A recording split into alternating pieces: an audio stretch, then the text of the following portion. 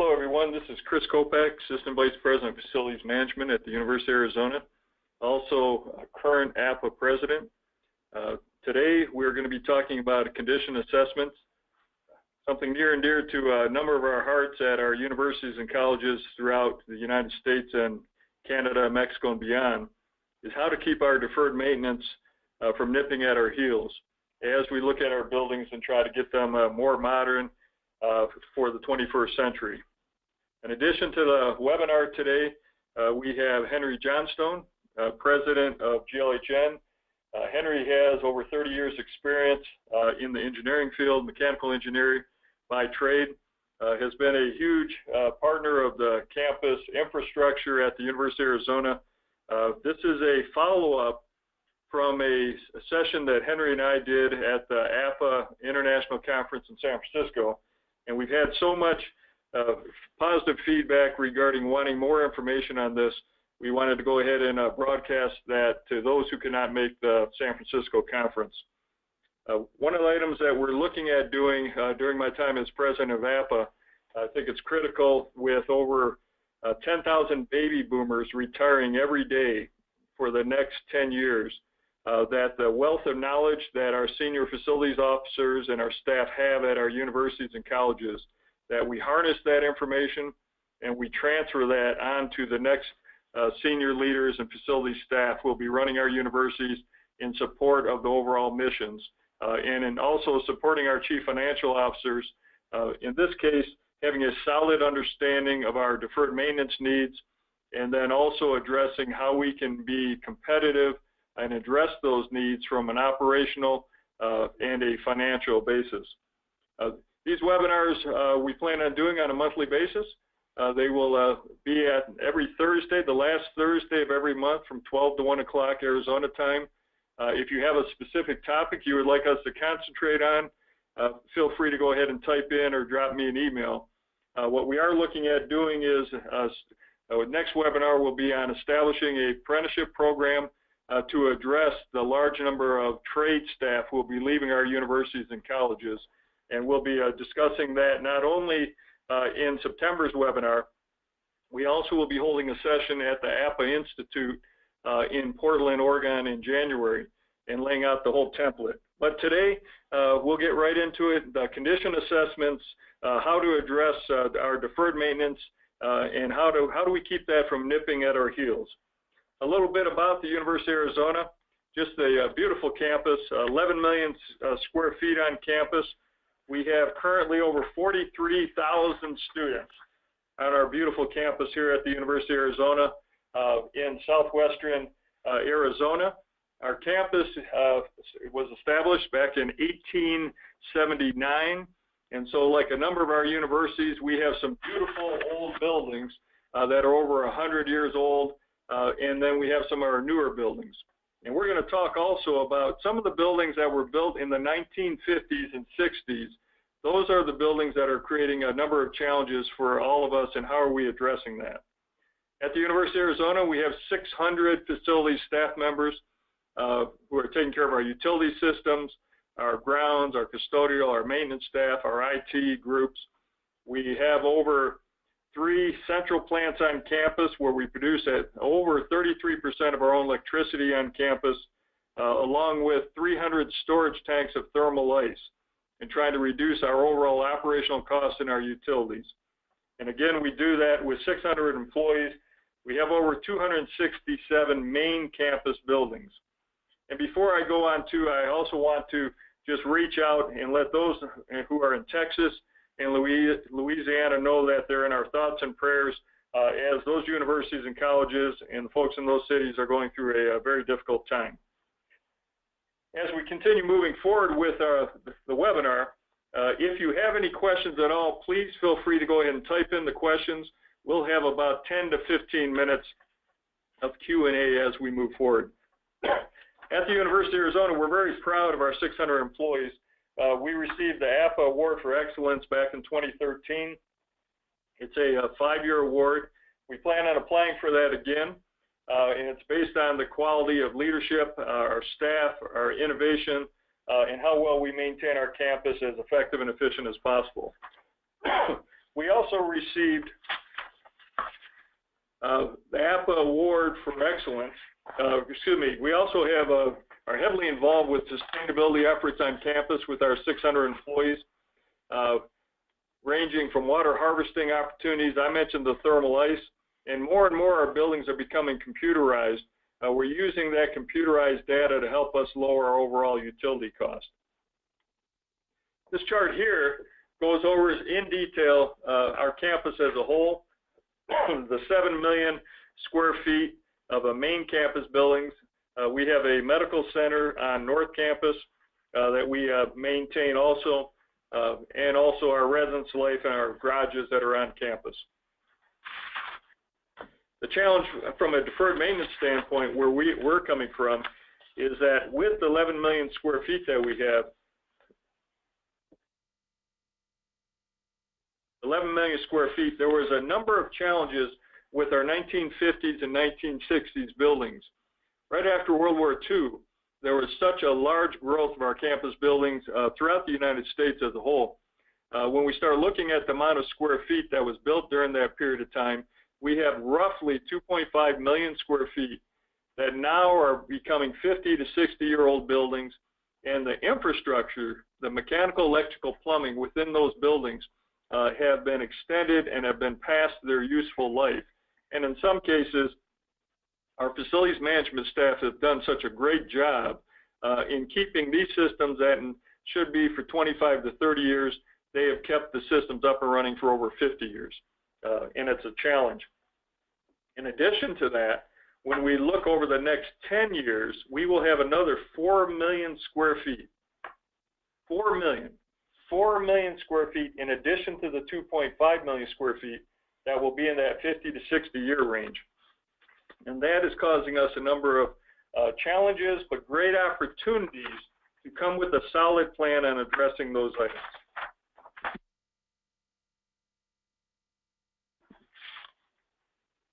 When we look at our buildings here, this is an outstanding chart that, again, lists our areas, what we feel is critical from our senior facilities officers working with our respective staff, that we have to be able to measure all the challenges that we have within our buildings, and challenges are great opportunities, but we have to understand the age of our portfolio, our campus buildings that we're dealing with, and we also then at the University of Arizona benchmark that against our peers.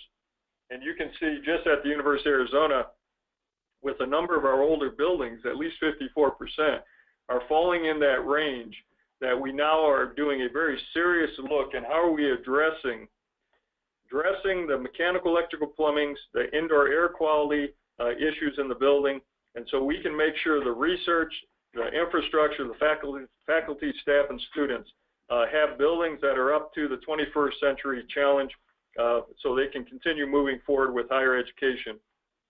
And facilities management plays a key role in that, hand in hand with our chief financial officers, as we're providing them that key data that they need to make decisions in terms of financial and also risk.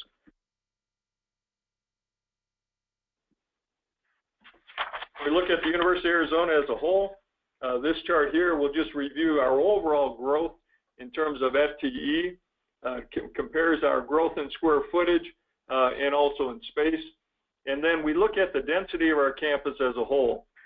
With 390 acres on campus and 11 million square feet at the University of Arizona, we have a lot of square footage that is in a very tight area.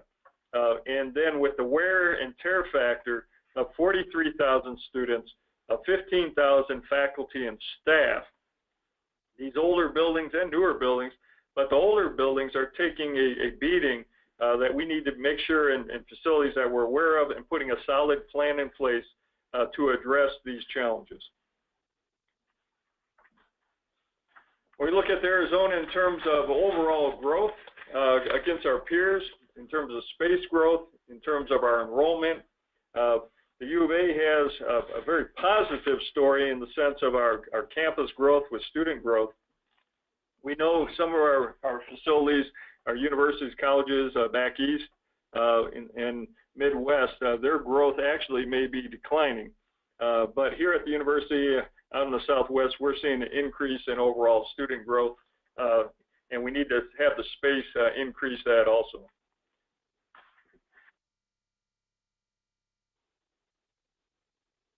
This chart here just goes over some of the growth that has taken place on campus over the last several years.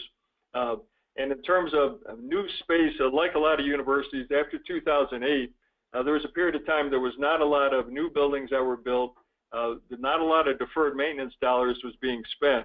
And as we continue to work with our senior administration in reviewing the challenges, what we're going to be discussing today is how do you market that information, how do you make sure you harness all the information, you analyze it in a facilities condition assessment.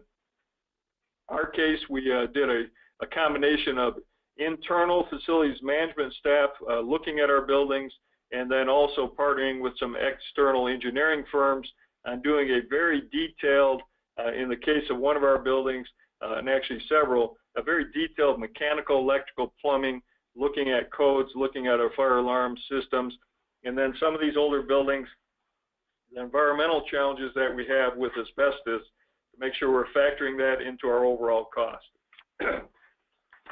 When we look at the history of the University of Arizona and working with past CFOs and our current CFO's administration, providing the information in terms of an annual basis, looking at what deferred maintenance dollars are needed to address the challenges that we have, and then putting a solid plan in place. Our Chief Financial Officer, Greg Goldman, also former chair of the NACUBO, just a huge member of the NACUBO Business Officers Association. It's a great partnership that APA and NACUBO has developed over the years, that we're looking at those key KPIs, those key performance indicators in terms of our deferred maintenance. And really, there's talk, should we call it deferred maintenance, or should it be called really modernizing our buildings for the 21st century, optimizing our buildings, that it's just not a deferred maintenance, lack of dollars. We have items within our buildings that have to be addressed that then will have a direct payback, return on investment, providing quality research, which then increases grant funding, the quality educational experience for our students. As higher education continues to be competitive, we want to keep the cost as low as possible, but we also want to have the facilities that are modern, that allows the students and the faculty and staff to go ahead and teach and do the proper research of the 21st century. And that's where the facilities officers come in key role. The chart you have here looks at overall stewardship of what's been allocated, but then opportunities that we still need to come up with funds, and that's the story we'll be talking about today. How are we working with senior administration, with the Board of Regents or chancellors, and the state government, the governor's office, so we as a team can put a solid plan in place that will have direct impacts, in the case of the University of Arizona, direct impacts not only on the University of Arizona, but the state of Arizona in a very positive manner in providing very good stewardship of our older buildings on campus and addressing these systems that need to be updated and modernized. Like a lot of our universities, when we're doing our mechanical, electrical, plumbing assessment, what we're finding is that HVAC systems, those systems that should last 25 to 30 years, now have been extended 50 years, if not longer. And the challenge is, as those older systems that have worked very well when they were put in 1950s, 1960s, they're now breaking down on us. And they're causing some challenges with the internal lining that is in the HVAC systems, the electrical systems, the plumbing systems, and then also making sure everything is code compliant. And again, deferred maintenance or modernizing our buildings for optimal performance. That's really what our facilities officers are looking at doing. And in partnering with our chief financial officers to achieve and get the proper funds we needed, these systems now will last, be more energy efficient, will have direct paybacks in terms of reduced utility costs, will have direct paybacks in overall satisfaction of the users in the buildings, and direct paybacks, and having the proper mechanical, electrical, plumbing systems for higher education research, which then has a very positive correlation with increased grants, which then come back to the university as a whole. It's a great story, and that's really what we'll be talking about over the next 45 minutes. Again, we'll be taking questions as they come in, and so feel free to go ahead and type up the questions. We like to have really a quality assessment of all our buildings. What we always say is if you can't measure it, you can't improve it. You can't be effective if you don't know what you're looking at. You can't be efficient if you don't have a solid plan in place. In terms of our buildings on our campuses, and this goes for every campus, whether you're a small college or a large college, you have to be able to measure all those key items within your facilities in terms of deferred maintenance, in terms of the age, square footage, in terms of the financial outlay that is being expensed on an annual basis to address, in this case, the older buildings from 1950s and 60s that are causing us financial challenges within our maintenance dollars. And as all of us have taken reduced budgets within our operational dollars, especially after 2008, but there's a history. After 9/11, our budgets were squeezed. After 2008, we continue to look at our budget and say, how do we stretch the dollar as efficiently and effectively as possible? But we have to be able to measure all those key items with our buildings. As the previous slide showed with our mechanical systems, the age of the systems, what percentage are we looking at, and then how do we start addressing these?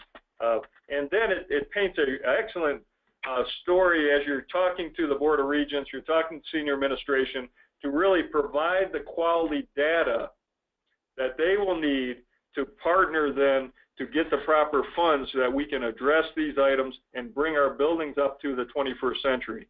The slide that we have here, as we look at our buildings as a whole and we look at our buildings in terms of portfolios, we can concentrate our deferred maintenance dollars.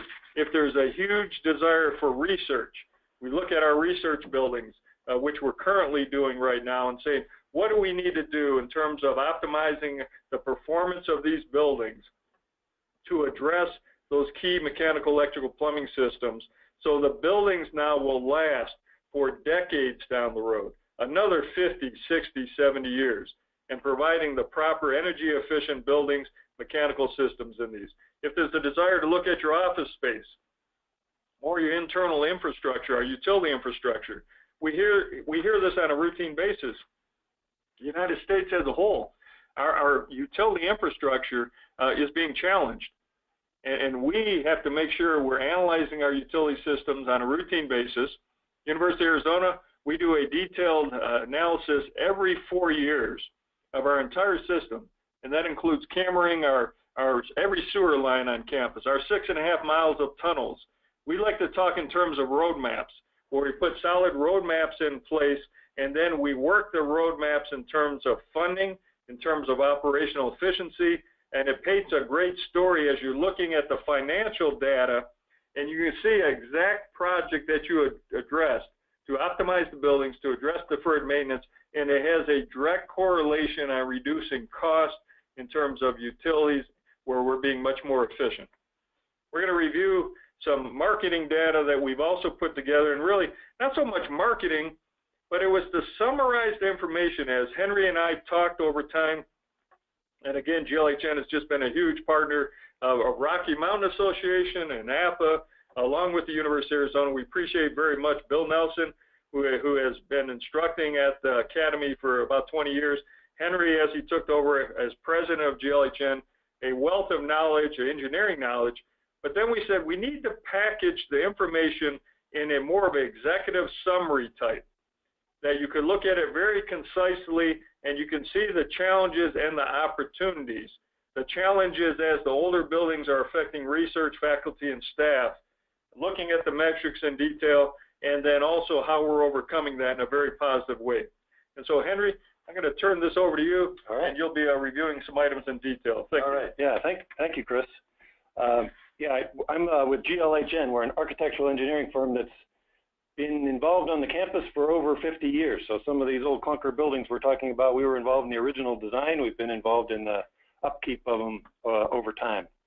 And I think there's pretty good insight we've got from our history on campus here.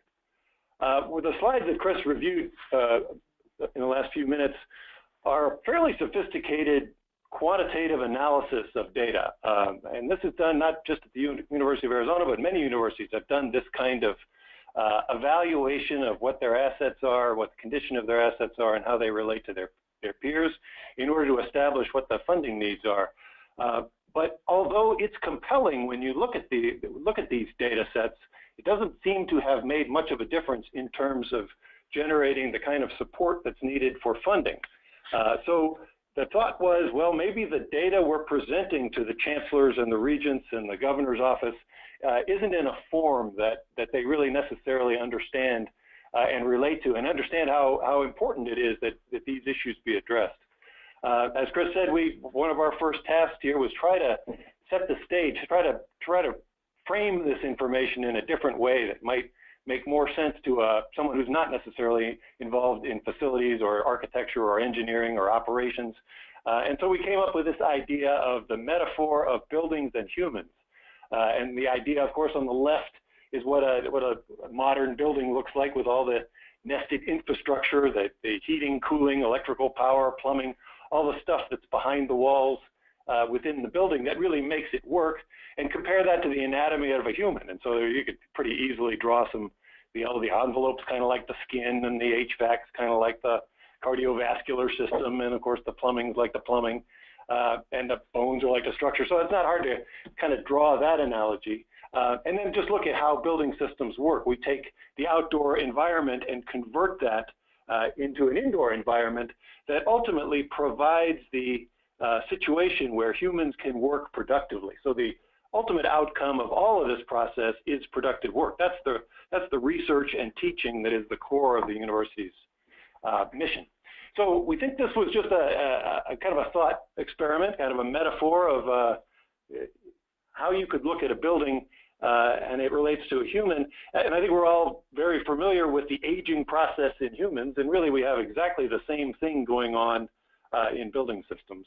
And trying to draw that as a way of expressing the need to attend to building maintenance over time, or ultimately it degrades to the point where we lose productivity from the end product.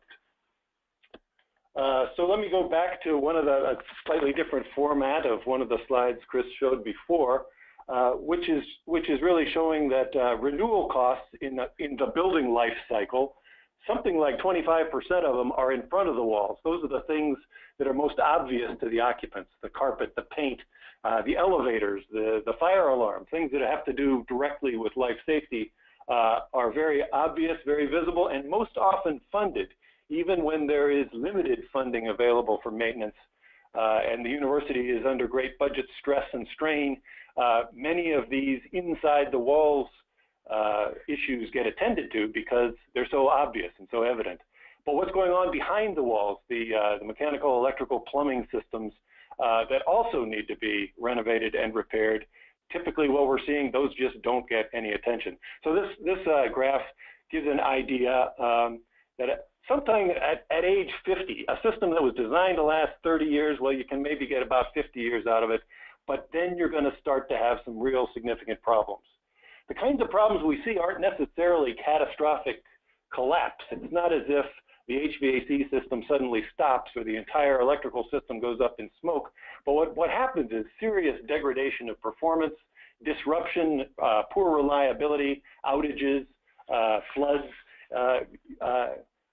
events that occur. Well, we have had some challenges, though, Henry, as you know, and we're going to see some slides here where we did have to go on eBay to secure some parts and fuses. So I know you'll talk about that. So when the deferred maintenance is lacking, there are some challenges that keep us up at night. Exactly. So now let me go back to kind of the human side of this thing. And among the biggest challenges with the HVAC systems and plumbing systems and building envelope as well, if you let them degrade, you begin to pick up some indoor air quality issues. And I think those are really significant to the productivity of the building occupants. So there's just a few little bullet points here. I think the fact that many occupants in a university setting, a researcher will spend a great deal of his waking life within his space. So maybe up to a third of his life is within a space, and even very low levels of contaminants within the air, within the environment, are enough perhaps to cause health issues. And these, I think, we're seeing more and more evidence of that in the medical field, that some of these issues can result in a fairly broad spectrum of symptoms, and many of those symptoms directly correlate to concentration and productivity. So if someone's allergic, there's allergens in the buildings, they potentially become sick and unable to concentrate to the level that they otherwise would. Another point of this, I think, is buildings are communities, and we definitely see this, that if one or a small group within the building start to experience symptoms of indoor air quality, that gets communicated quickly to the entire community, and everyone it becomes concerned, and this becomes a broader concern than one or two individuals. So ultimately, I think what Chris was trying to say before is deferred maintenance really is a key part of maintaining the kind of indoor environment that retains your best employees and allows you to recruit new talent. All right, so I'll go back to what the sort of details of this condition assessment. The earlier work that was done, the graphs that were shown there, fairly high-level estimates of the useful life of systems and the buildings. What we felt was important here was really to dial down into the granular scale to find out exactly what are the problems within two of the university's fleet of 100 buildings. So we focused on two buildings and did what we called a detailed condition assessment. And we did this on buildings that had some deferred maintenance issues, reliability problems, and issues coming from within, that the occupants were experiencing symptoms that perhaps had to do with indoor air quality. So we really focused on a couple of buildings, systematic identification of the major deficiencies. We focused on HVAC, electric, plumbing, and the building envelope. We looked at overall code issues. It wasn't as if we looked at every single aspect of the building, but we looked at those that are likely to have the most significant cost impact. Our effort, just a few little snapshots here. We assembled a project task force team, which involved facilities management, the building mechanics, the building general service folks, as well as the occupants themselves. We had weekly meetings with a user group from within the building. Room by room, walked through the thing, airflow testing, looked carefully at the emergency egress and fire safety kinds of systems. Envelope. One of the things we thought was quite valuable here was getting using a borescope, a camera on the end of a 100-foot cable that enabled us to actually look inside ducts in places where generally you wouldn't expect the sun to shine, and see what we actually had for conditions inside the airstream. That turned out to be quite elucidating. Another part of this thing that I think was very important in this, and probably is worthwhile doing for most building condition assessments, is taking a look at what the indoor air quality is by means of testing. Actually having an industrial hygienist involved doing some CO2 testing, some mold testing, and looking carefully at whether there are any elevated levels of contaminants within certain areas of the building, across the building wide, being able to respond to occupant concerns about their health and safety with hard data. The results from this, I imagine every university facility person out there has a similar album of horrific photos like this, but these were some of the ones we developed here. So you can see what happens to systems that are 50 years old and have not been renewed or replaced or really funded for much attention. A couple of these I think are quite interesting. The ones that look on the far left-hand side, for example, the photograph inside the tube, well, that's a high-velocity inlet to a mixing box in a dual-deck system here. This was typical of several hundred components just like this thing. After 50 years, the inside of this flexible fabric gets caked up with material, and so we looked carefully at what is that material, had the industrial hygienist test it, evaluate whether there was any potential of mold spores and other contaminants in there. We came to the realization that much of the dust that's within this recirculating system is actually human skin follicles. Surprising kind of result there, and a kind of interesting correlation between the building systems and the human systems. So there's that kind of thing we found. I think we identified when you're deep inside duct systems, there certainly are locations that are conducive to dust and dirt accumulating and potentially mold spores forming. These are fungal mats can occur in there, and you wouldn't otherwise know this unless you really got into the detail of examining what's inside. But it's not only about the conditions inside the duct. There's some other photographs there showing the envelope, just caulking that has failed in one or two locations in the building, and those small areas can be the cause of water infiltration back behind the walls and then mold forming deep inside the building. Other situations shown here kind of give you an idea of the rest of the mechanical system, the pumps, the fans, the blowers, the controls, all in kind of decrepit and aging condition. And once we're really able to identify, all this stuff is bad, there's not much that can be salvaged out of these systems, we can move forward to, well, now what does it take to replace this on a large scale? I want to touch briefly on something that I think in the years to come really needs some attention here. As we were looking at what the indoor air quality was, we were really looking for hard standards, clear definition of what are the mold levels that are acceptable. And really, we found no particular standards that we could apply directly, and many differing opinions among experts. We spent a lot of time kind of filtering through technical papers and medical papers and talking to medical experts, and really came to the conclusion that nobody's really got a handle on what the critical threshold limit values of mold are in a building. And Henry, to go ahead and comment on that too, with the partnership that APA has developed over the years, we have a really solid partnership that has started with ASHRAE over the last couple of years. That continues. Matter of fact, with that partnership and working with Daryl Boyce, who will be the president of ASHRAE here in the next couple of years, he was at our board meeting at the end of the APA conference in July.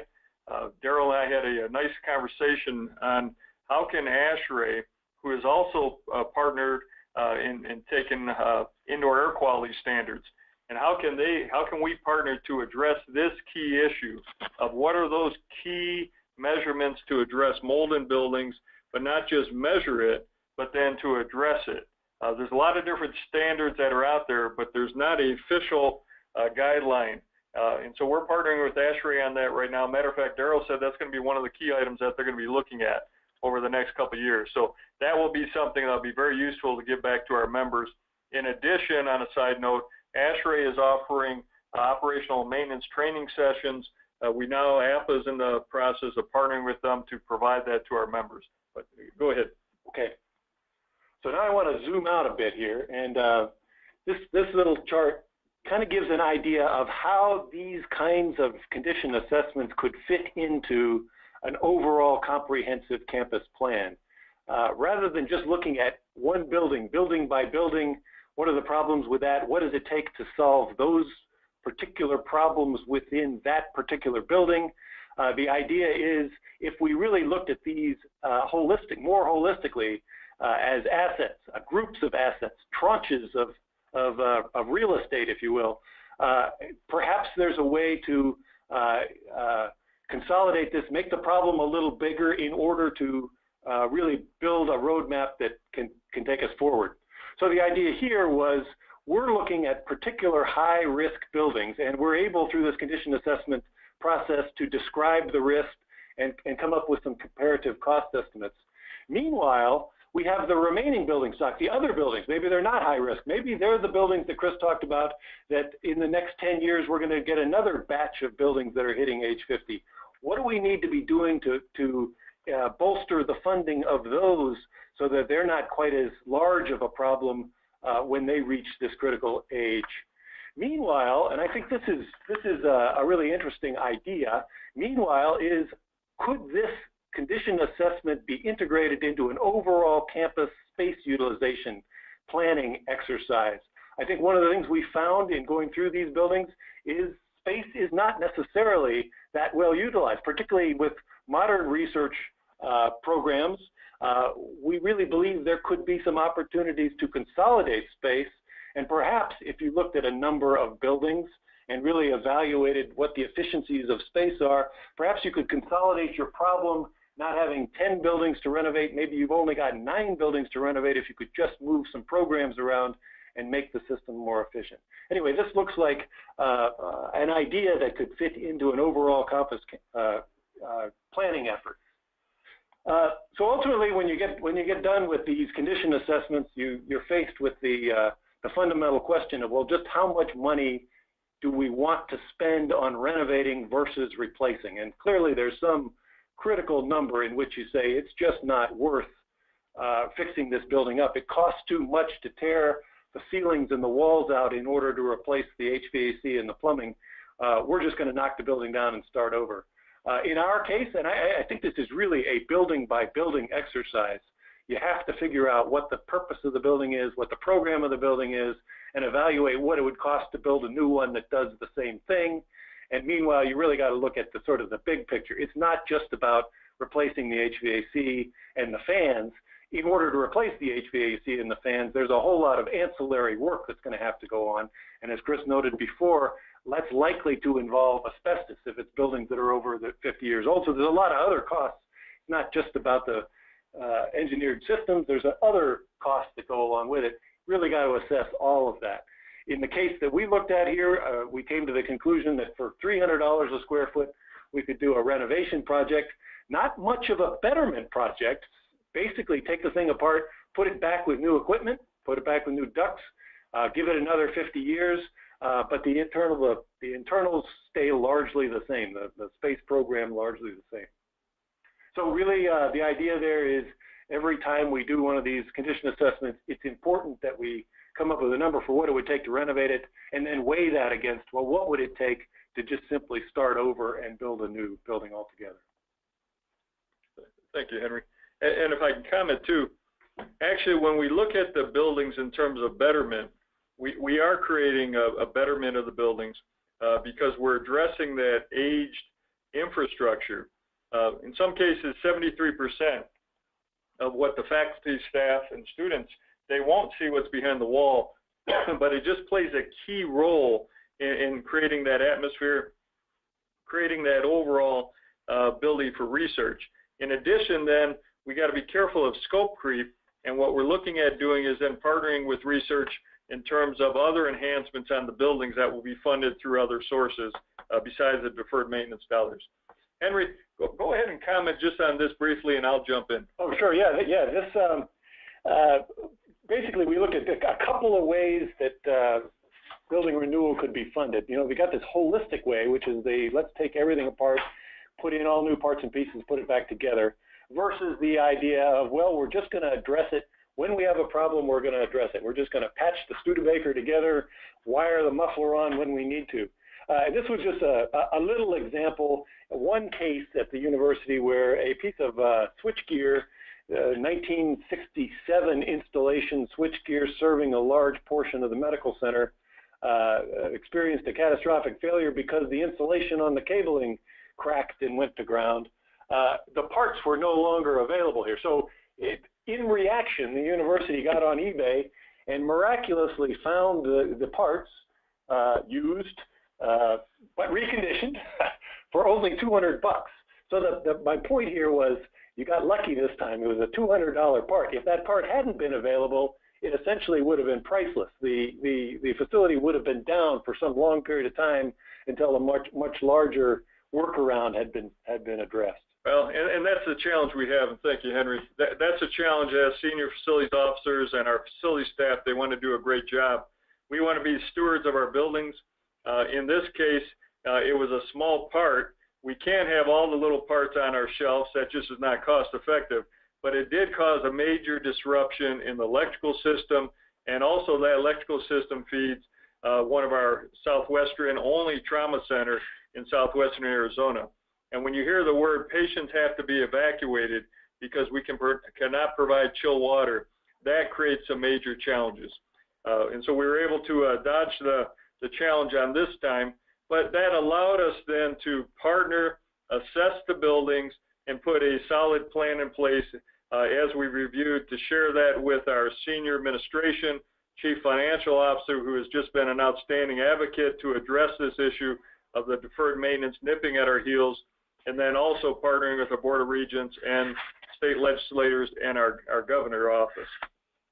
What we did in terms of the analysis is look in and say, what would be the ideal situation? Do we want to handle deferred maintenance on a sporadic, one-time funds, we're not planning for it, or do we want to have a solid plan in place to have the dollars to address the needs that we have within our buildings? And that's what this chart shows. As we move forward with the summary, this was a summary brochure that we put together that addresses our deferred maintenance needs at the University of Arizona. It addresses 10 of our top buildings. As we've shared, those buildings in 1950 and 1960s that are causing us a lot of challenges. You can see on here on the orange slide is the 1950 and 1960 buildings and the amount of square feet that is within that time that was built. And as we mentioned earlier too, look at the next 10 to 20 years and the amount of square feet, and all of our campuses saw this huge growth during this period of time in the 50s and 60s, and this huge growth. Now these systems are past their useful life, and we have to address and we have to plan, not only have the data of what challenges we have, what is the financial plan to address these? Henry, go ahead and comment on this. Yeah, so really there are two. I mean, we're talking about the challenge of buildings that are in urgent need of renewal, but we also have the fleet of buildings that we're not funding now that are soon going to be in the same boat. So we really think there's two issues here. Is one, what do we have to fund in probably one-time cost to recover from the past, and isn't there a way to build in some kind of a sinking fund to mitigate these deferred maintenance issues as we move forward? Can't we convince the regents and the governor that the university needs enough money to adequately fund those buildings that aren't currently in trouble, so that we don't end up with these huge catastrophic problems? Thank you, Henry. We're going to talk further on the funding here in just a few minutes. Actually, a story and a positive results with all our senior administration, working with the governor's office, working with state legislators, of $400 million that we're looking at addressing in terms of research buildings. $200 million will be used to address our key campus buildings of 10 key buildings that fall in that 1950, 1960 range. $80 million then will be additional, will be used to address our lighting, our roofs, our electrical system upgrades, our modernization of our elevators, our fire systems. And so the challenge and the great opportunity is to be able to harness the challenges that we have at our universities, package it in a very understandable key metrics, key data, so we then can provide that and be partners with our chief financial officers to make sure that we're making good decisions on the university systems as a whole.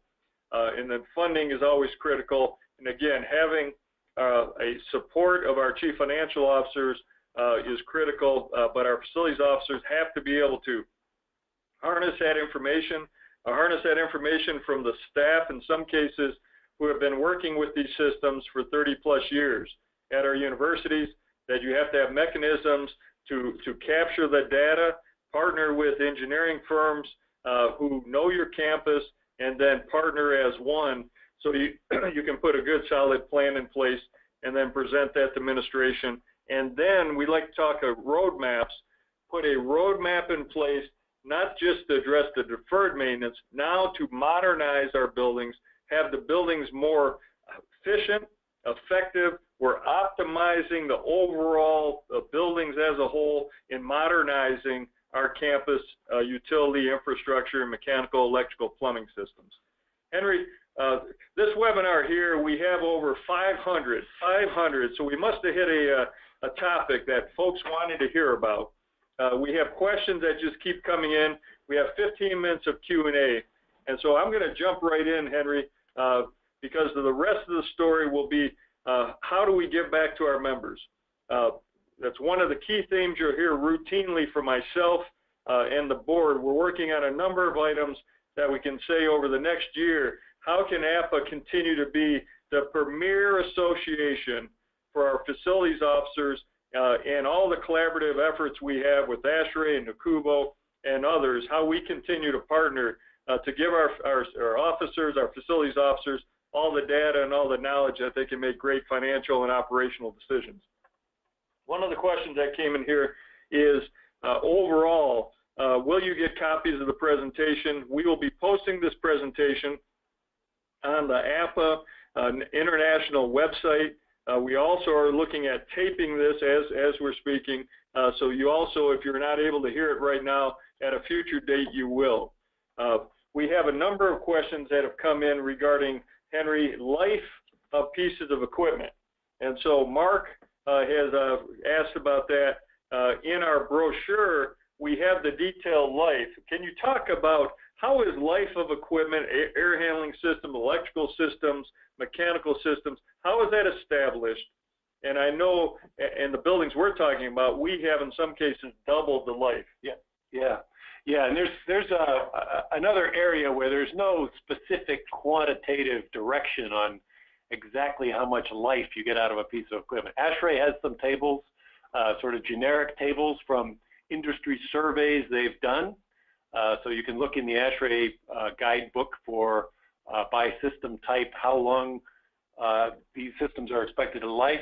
The Office of Management and Budget, the White House document, also has equipment life, as does there's an Air Force publication that has details there. But I'm not sure how relevant it is to just compare against the tables of statistical tables of how much stuff usually lasts. Generally, equipment built in the 50s has probably can exceed its useful life better than equipment built now, where it's really been optimized for the number of cycles of operation, and the amount of steel and aluminum and copper has been minimized to just barely meet the performance. So I think as time has gone on, the useful life of equipment has diminished. Now, one thing we can comment on that, when the life of the equipment is being looked at, and in some cases creates a negative, is when we're having our federal contracts reviewed. And when the federal group comes in and looks at a piece of equipment, they have their standards of how long an air handler system should last. In some cases, 25, 30 years. And when we're setting our indirect cost rates, when we're keeping these pieces of equipment up and running for double, we're not getting the advantage of the replacement dollars on those. So it's a catch-22 sometimes. Yeah, let me just add, I think that's one of the important reasons to do this detailed condition assessment, because there's some air handlers we saw that in buildings that had been put in 1937 and we're still working away. Others put in the 50s and 60s now begin to have a bunch of corrosion, rust, and you can kind of see it's a very equipment specific. How long is it going to last is unique to the piece of equipment. Thank you, Henry. Well, we got a lot of questions. We're going to run out of time before we address them all. There was a question, a little unrelated, but it's a great question about power generation and the staff training. And so as we mentioned, we have 33% of our own electricity is produced through 2 turbines on campus. We're looking at a 3rd turbine. Training of the staff is critical, that we have the proper staff in place. And actually, this does address the deferred maintenance in terms of future of our staffing at our universities. When we're looking at so many staff retiring, succession planning is just a huge item that we deal with on a daily basis, expanding those critical departments or shops, in this case medium voltage, and making sure we're passing along that knowledge to the staff so we have consistency of operation at all times when our staff are leaving. And that will be a future webinar. Can you talk a little bit further about, there was a detailed assessment that was done in terms of the electrical system, in terms of the mechanical system, the air handling system. Talk a little bit about the electrical systems. We're looking for code compliance and Sure. Yeah. So our electrical assessment involves getting into opening up the cabinets in the medium voltage stuff, getting on PPE and looking carefully at what we see inside, photo documenting as much as we can. I think what is useful in these condition assessments is bringing in, working closely with the facilities management staff, the electricians who've been engaged for the last 20 years in this very equipment, really getting kind of the details from the operators on what they've seen, what the problems have been, and then focusing on those. There was a question that came also in terms of the data. Where does that data, where is that housed? And so as we have also an internal facilities inspector that not only inspects, and we've always said, we just don't want to inspect it, we want to address it, we see a problem, we want to put a solution to get it resolved. Some cases those are smaller. Our facilities inspector partnered with the engineering group, GLHN, as they looked at the mechanical, the electrical, the architectural, the structural of the building, the codes, the fire systems. As we looked at in the case of one building, a large amount of asbestos in there. All the tiles had to be vacuumed so assessments could be done in a timely fashion. And so it's a great partnership of the internal facility staff and also the engineering group that's coming in. And then that information is captured in a very comprehensive checklist document that we are using. We like, as I mentioned, talked of roadmaps, that we're using that roadmap then to address future engineering design that will be done. As we're looking at some of these buildings will be a design build with the general contractor, partnering with the engineering firm, and then partnering with the facilities department to address these challenges that we have. We have about 7 more minutes. I know we have questions that are coming in. Let's keep them come in.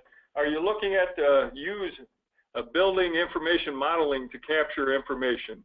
This is from Deke Smith. Sure. Yeah. We are to some extent. I think as the renovation work begins, we'll be building the renovation in a BIM platform. What we're using to do the condition assessment, however, are 1969 scanned images of drawings. I mean, that's the only available information. Certainly, if the institution had a very comprehensive BIM system, that would be a very handy way to access this information. And I think moving forward, and I talked a little about the idea of preventing this from happening in the future by really funding maintenance needs for the next generation of buildings. And I think as we're seeing more and more buildings being created in BIM and then turned over to facilities management, we'll see more and more of the opportunities to capture the data in the model. What we will also try to do with this webinar and future webinars, because with 400 plus folks who are on the webinar here, there's a lot of questions coming in. If we don't get to all your questions, we'll try to answer them and also post those up on the APA webpage for your information. One of the items came in here was terms of energy efficiency.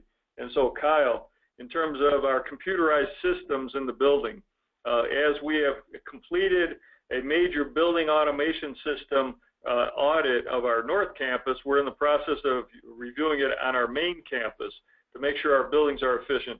When we look at the 10 buildings, how will that play a role in terms of the energy efficiency in the buildings to make sure all the systems putting in will help drive down utility costs, and they're tied to a computerized system? Yeah, I think that's a really good point, and something not to be lost if you're looking for funding for deferred maintenance. We replaced the HVAC system. We're going to be putting in much more efficient fans, much more efficient lighting fixtures. So just because we're renovating, we're going to be meeting current energy standards. But on top of that, we now have this ability to completely replace the pneumatic controls that are in these buildings now with much better technology, digital controls, using the platform that the university's kind of standardized on. So we anticipate fairly significant energy improvements as part of this renovation. And although we haven't, sort of financially leveraged this at the moment, there certainly is an opportunity to look at the payback on replacing HVAC with more efficient systems as a contribution to the deferred capital cost of deferred maintenance. And so we have an excellent question here, and we have covered over this hour period of time a lot of information. As we start looking at summarizing it, the question comes, is there too much detail when we're doing the detailed deferred maintenance review? And part of the whole brochure was to take, in our case, $1 billion of deferred maintenance. When you present that then to our senior chief financial officers, and you're presenting it to our respective boards, a lot of times that will fall, on deaf ears in the case of how do you come up with those dollars? And so we like to say we like to break it down more in bite size. Whether you have a large deferred maintenance dollars where some universities are allocating set dollar amounts per year, whether you have a smaller one that you know it's not going to address everything, the trick is to be able to summarize the data, have that information in a presentable format for our chief financial officers, our senior administrators, and then have a plan in place. But without measuring it, without having a plan in place, you're not going to be able to address anything at all. And so we go ahead and the $200 million that we'll be using to address, that makes a huge difference in our $300+ million on an annual basis of deferred maintenance, and we'll continue to address, monitor, and put in roadmap formats all those key items from fire alarm systems to elevator systems to make sure our campuses are safe and we're protecting our faculty, staff, and students. Henry, we got a couple more minutes left. Is anything else you want to add before we start wrapping this up? Well, I think in regards to the sort of granularity of these condition assessments, these are the first 2 of 10 buildings. I think we learned a lot. Perhaps we don't need to replicate every last bit of the detail of running the borescope through all the ducts. But I think it's really important to be able to communicate that you have looked at the system in that level of detail, and that these are not just problems that came out of the statistics that were beyond life of equipment. These are actual problems that are generated because the equipment is out of life. And not only the buildings, as we wrap up with one final question, we're addressing the buildings, but we're also addressing the campus utility infrastructure. And one of the questions is, why are you doing every 4 years analysis? And so with that analysis, as the campus is growing, we have a solid plan in place of the capacity that we have available in terms of steam, in terms of our chilled water systems, our electrical systems. We place everything in terms of immediate repairs needed or replacement in terms of our 6.5 miles of tunnels here that are underground at the university. We have those tunnels that we know need immediate repair, allows us to monitor them, and then on a 4-year rotation, we update that data as the campus is growing. Yeah. And so utility infrastructure, you want to just comment just briefly on that, a review of it? Yeah, I think we, at this campus, and I'm sure at most campuses, there's the same need to pay attention to utility infrastructure exists as does in buildings. So we have sections of tunnel here that have collapsed in recent years, and the idea is to do enough assessment to be able to quantify what those issues are, how much they cost, and then build a budget, present a budget to the CFO that we've got to address these problems, or we'll have reliability and disruption issues. Well, Henry, I want to thank you. I want to thank GLHN for participating in this webinar. Again, GLHN and yourself and others have just been a huge advocate, instructors in giving back to our members and harnessing that information, transferring it to our current members and our future members. I know we've had, it says 400 plus, but we've also had staff who are listening in conference room, and so it's the goal over the next year, and APA continues being the premier facilities association. We want to give back to our members very useful information that will help us drive down our cost of our operation, help us work together and partner with our chief financial officers, our senior administrators, as we all want to see our universities continue to strive and move forward. We have great opportunities, and that's what APA and these webinars will just be a small piece of other items that we'll be working on. Next month, as I mentioned, a webinar will take place at the last Thursday of each month, 12 o'clock noon.